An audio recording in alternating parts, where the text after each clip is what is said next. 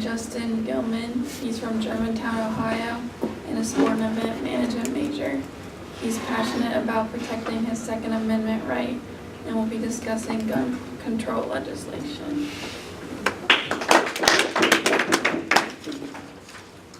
So I want all y'all to close your eyes for a second and imagine this scenario. Imagine one night you're sitting at home alone watching TV. There's no one around, your parents are gone, they're gone for the weekend, they won't be back until the following night. As you watch TV, you grow tired of the same old thing on repeat. So you decide, all right, I'm going to make it an early night and go to bed. As you go upstairs to your bedroom, you turn off all the lights, you get ready for bed. And just about as you lay in the bed, you hear a crash in your window break. And you spring to your feet and you're scared and you don't know what's going on. You put your ear to the door and listen. And you realize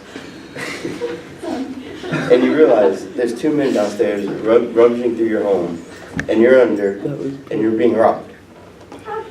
So now you start panicking. What do? Do you go down there? Do you try to scare them away? You confront, you stay in here, hope they don't come upstairs. You call 911, hope they don't hear your voice. Well, too late. They're outside your door. And they're getting ready to turn the knob and they're coming. So now you're in your room alone with these two men, defenseless and at their mercy. Now I will tell you, if this were to happen at my house, the situation would be different. The second I heard this noise, I was going to do it again on that. The second I heard that noise, I would have sprinted to our gun safe, got out my dad's Colt 357, and took matters into my own hand and went downstairs to investigate the situation.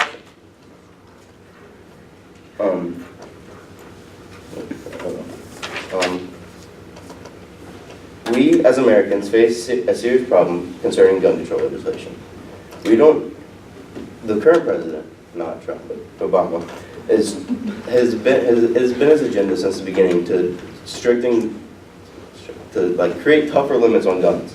And we don't need them, we don't need these stricter limits pressed upon us by the government and infringing upon our Second Amendment right. And as it was stated in the Constitution, a well-regulated militia being necessary to the security of a free state, the right of the people to keep and bear arms shall not be infringed.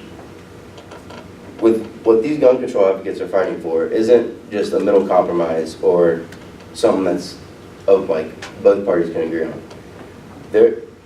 According to an article by David T. Hardy on reasoning.com, they're fighting for complete impoundment of control of weapons, meaning they're not going to place just tougher legislation on guns. They're going trying to take them all away, basically. And in the same article, Hardy also points out activists use step-by-step tactics to slowly gain more control and provide the illusion that gun rights are not being stripped away. Stricter gun regulations that make it harder to open carry or even concealed carry. And then in a different article by Jack Hunter, the point of there are stricter gun limits. If there are stricter gun limits, that's the surest way that would-be shooters to successfully finish their plans. A perfect example of this was just 2 days after the tragic Sandy Hook Elementary shooting, when a gunman attempted to open fire on moviegoers in San Antonio, Texas. This man's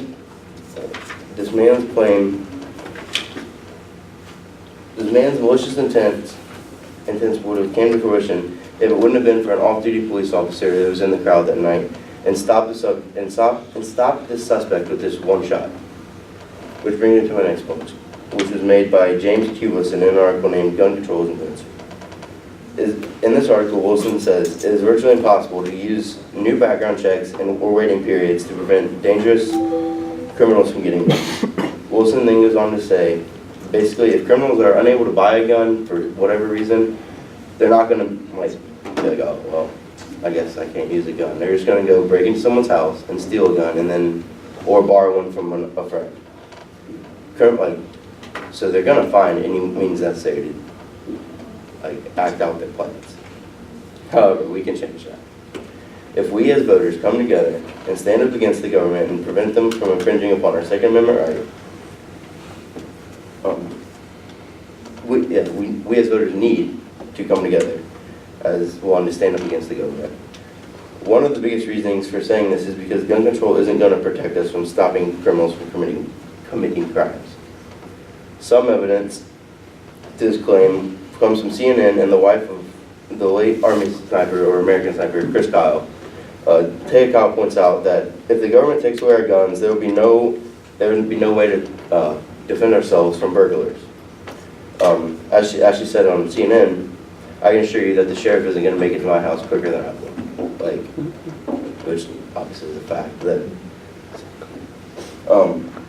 And without her guns, Taya and her 2 kids are now defenseless and at the mercy of their attacker. My next and final point of this matter brings me to the more specific part of the debate, that being the topic of assault weapons and whether or not they should be banned.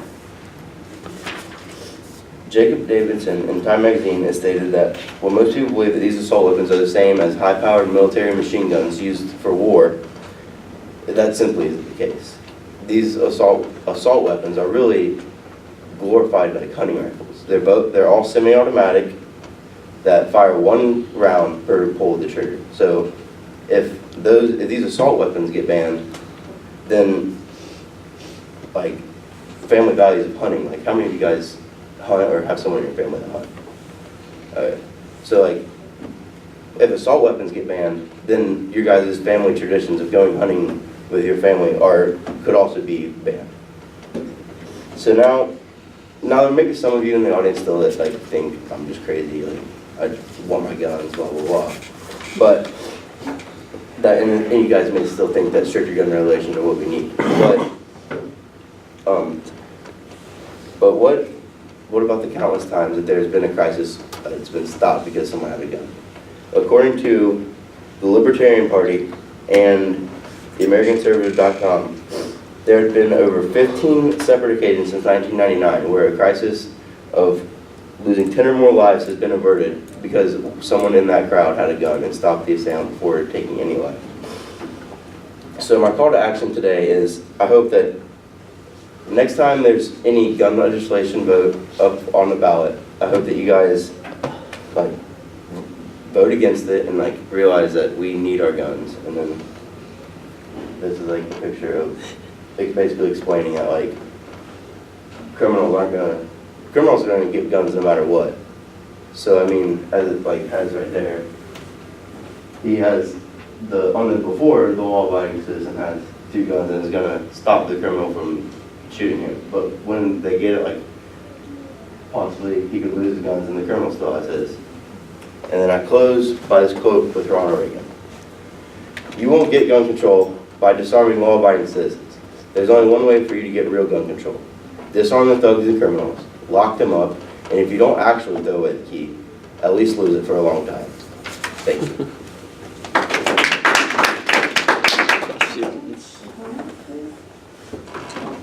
So do you think that part of the reason we have gun accidents is because people don't know how to use their guns even if they're like law-abiding citizens? That could be one. Like, I mean, Like, do you think people should have to take a course on how to use a gun and Yeah. how to operate a gun? yeah, I mean, like, Actually? gun safety isn't like you can't just make it a standard issue that everyone has a gun like without knowing how to use them. I mean, that's not what I'm saying, because if that happens, then obviously gun violence is going to go up. But like, I'm like kind of. In order to get in your concealed carry, you have to go through a 4-day course or Yeah. something like that. So like.